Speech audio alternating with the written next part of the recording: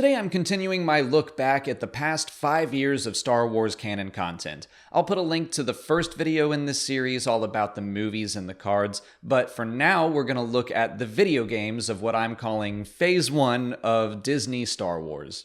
We got 5 major game releases in Phase 1, LEGO Star Wars The Force Awakens, Battlefront 1 and 2, Vader Immortal, and Star Wars Jedi Fallen Order.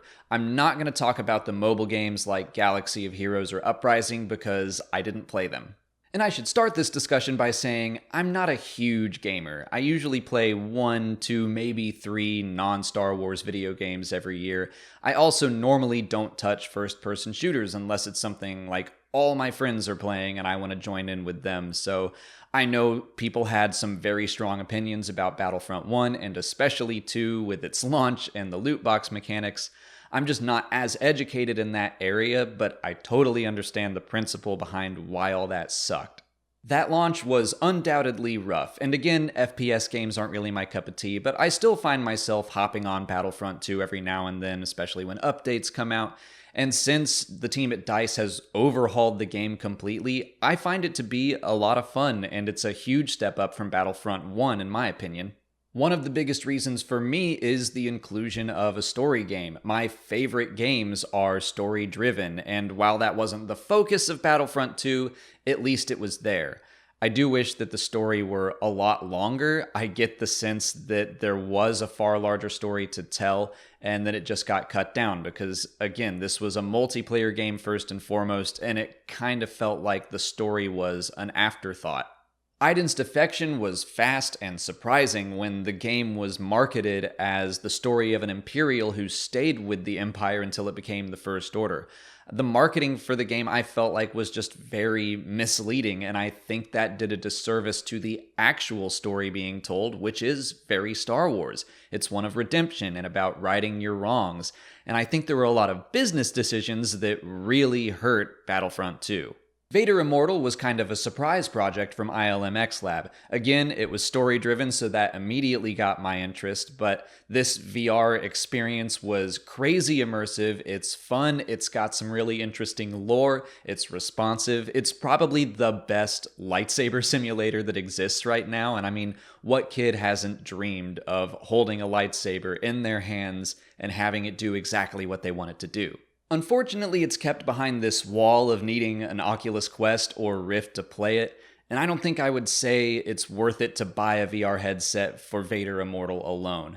But if you're in the market for some VR, the Oculus Quest is pretty awesome, being completely untethered and just having it all in your face. There's no sensors, like, it's so easy to use. But the game I really want to talk about is Star Wars Jedi Fallen Order.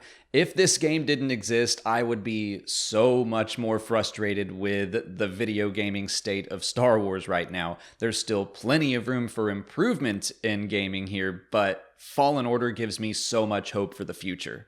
FPS games are not my go-to, but third-person action-adventure story-driven games like Uncharted or The Last of Us or Spider-Man for the PS4, that's the kind of game that I love to play, and Star Wars Jedi Fallen Order is exactly that, with the addition of having kind of this Indiana Jones vibe, which is something else that I love, getting to go into temples and solve puzzles and stuff. Like, this game felt like it was made for me. And not only are the mechanics and the combat fun, but the story and the characters are amazing. I love Cal, Marin, the second sister, Seer, Grease, and BD1, and Cal's story of becoming who he's meant to be by addressing and confronting his past trauma feels like a perfect fit for Star Wars.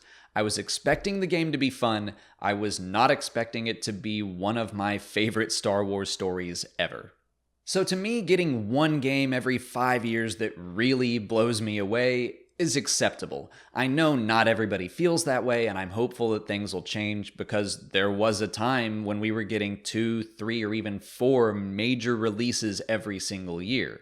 Things have definitely slowed down, and even though the gaming side of the Star Wars universe isn't super important to me, I completely understand the frustration of Star Wars gamers to not only have this slowdown, but to also really feel EA's business decisions affecting the final product. That hurts. I am so grateful that Fallen Order didn't suffer from any of that stuff, and it gives me hope for the future of Star Wars gaming. Down the line, obviously, I want to see a sequel to Fallen Order, even if it's not the same characters and story. They can just use the same engine because it was so much fun.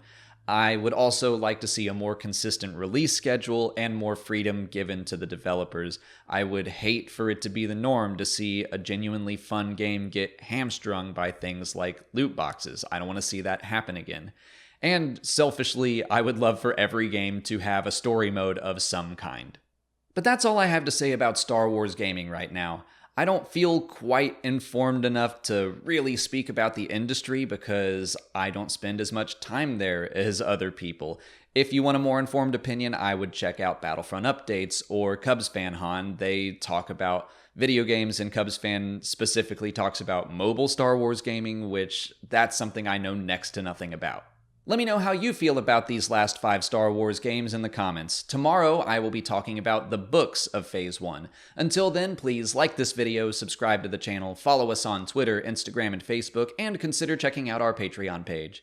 As always, thanks for watching, and may the Force be with you.